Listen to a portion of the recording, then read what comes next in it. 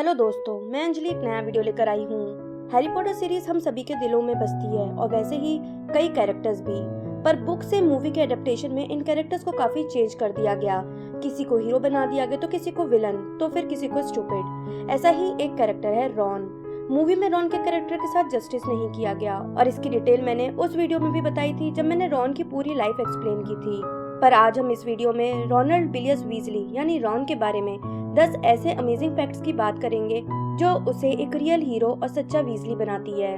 तो सबसे पहला फैक्ट है कि रॉन एक ऐसा कैरेक्टर था जिसे जेके रोलिंग ने सबसे पहले बनाया था सीरीज लिखते टाइम। जब जेके रोलिंग को आइडिया आया कि वो हैरी नाम के लड़के के बारे में लिखना चाहती है तो उन्होंने डिसाइड किया था कि मैनचेस्टर से हॉगवर्ट्स की जर्नी हैरी करता जिसमें उसे रॉन मिलता। ये उस टाइम की बात है जब उन्होंने इस बुक की एक लाइन भी नहीं लिखी थी। ये सब बस उनकी इमेजिनेशन में था। उसी टाइम ही उन्होंने हैग्रिड, सर हेडलेस स्नेक और पीव्स के बारे में भी सोच लिया था और बाद में जब उन्होंने बुक लिखना शुरू किया तो सबसे पहले उन्होंने रॉन के कैरेक्टर से ही शुरुआत की थी। सेकेंड अमेजिंग बात है रॉन के बारे में जो कई लोगों ने बुक पढ़ते टाइम नोटिस कर ली होगी कि जब रॉन हैरी से पहली बार मिला था यानी कि ट्रेन में और उसने मुश्किल से कुछ ही टाइम हैरी के साथ बिताया था, रॉन ने अपना सैंडविच हैरी से शेयर करने को कहा था। वो हैरी को अच्छे से जानता तक नहीं था। वो लोग गरीब थे और सिर्फ वो सैंडविच ही बस था जो रॉन के पास था। स्टिल उसने वो हैरी को ऑफर किया था। इससे पता चलता है कि रॉन में शेयरिंग और काइंडनेस कितनी ज्यादा थी। नेक्स्ट पॉइंट सबसे ज्यादा दिल को छू लेने वाली है और वो ये है कि सिर्फ 11 साल की उम्र में रॉन अपने दोस्तों और बाकी विजिटिंग वर्ल्ड के लिए अपनी लाइफ तक का सेक्रीफाइस करने के लिए तैयार था, वो भी अपनी मर्जी से।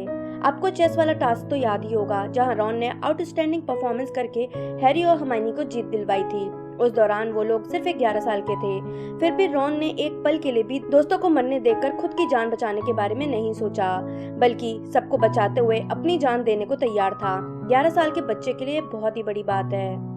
अगला पॉइंट है कि सेकंड बुक और मूवी में हमें दिखाया गया था कि रॉन और उसकी फैमिली में कैसे हालात थे। उनका टूटा फूटा सा घर था, कोई एक्स्ट्रा कमरे नहीं थे, उन सबके पास पैसे न के बराबर थे। फिर भी रॉन ने न सिर्फ फ्रेड और जॉर्ज के साथ मिलकर हैरी को डर्सली से छुड़ाया बल्कि उसे अपने घर रखा और अच्छे से अच्छा खाना खिलाया। जहां मिसेस वीजली हैरी को रॉन से भी ज्यादा प्यार करती थी, फिर भी रॉन ने हैरी को बार बार इनवाइट किया, यहाँ तक कि वो क्रिसमस पर भी घर नहीं गया ताकि हैरी हॉगवर्ट्स में अकेला ना रह जाए।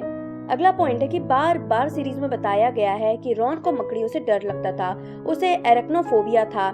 फिर भी दोस्त को बचाने और हेल्प के लिए उसने बड़ी बड़ी मकड़ियों का पीछा किया।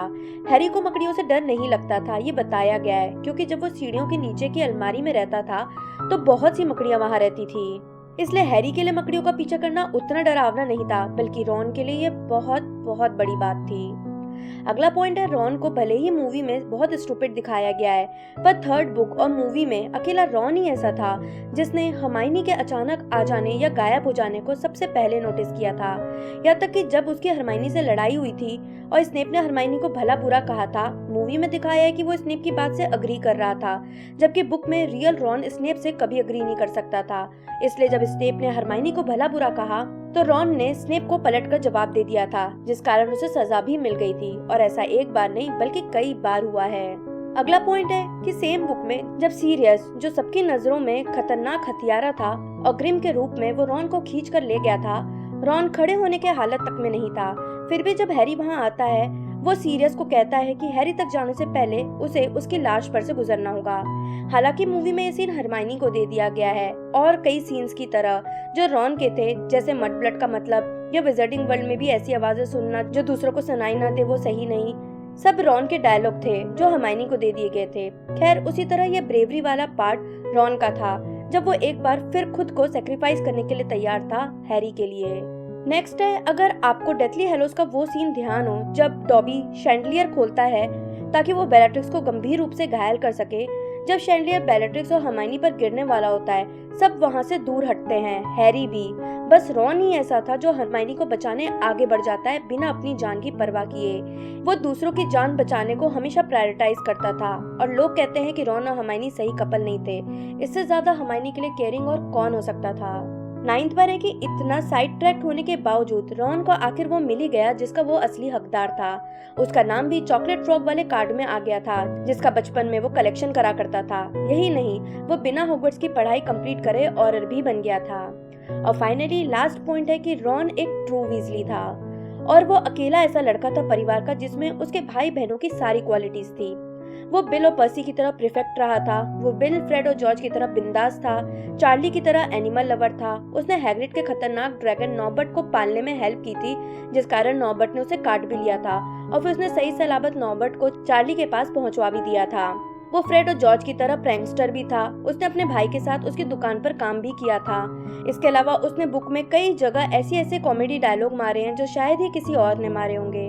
उसने पर्सी की तरह मिनिस्ट्री में काम भी किया था और वो भी एज एन ऑरर, और जिनी की तरह वो बोल्ड और ब्रेव तो था ही, जो सारे ही वीजली थे। तो जब भी मुझसे कोई पूछता है कि मुझे रॉन का कैरेक्टर इतना क्यों पसंद है, मैं यही पॉइंट्स उन्हें भी बताती हूँ। हालांकि जिन्होंने सिर्फ मूवी देखी है वो कभी अग्री ही नहीं कर पाते, बट फैक्ट्स आर फैक्ट्स, और यही कारण है कि मुझे मूवी में रॉन के कैरेक्टर के साथ बहुत इनजस्टिस होता नजर आया। आपका क्या सोचना है इस बारे में मुझे नीचे कमेंट बॉक्स में बताएं। वीडियो को लाइक और शेयर करना बिल्कुल ना भूलें।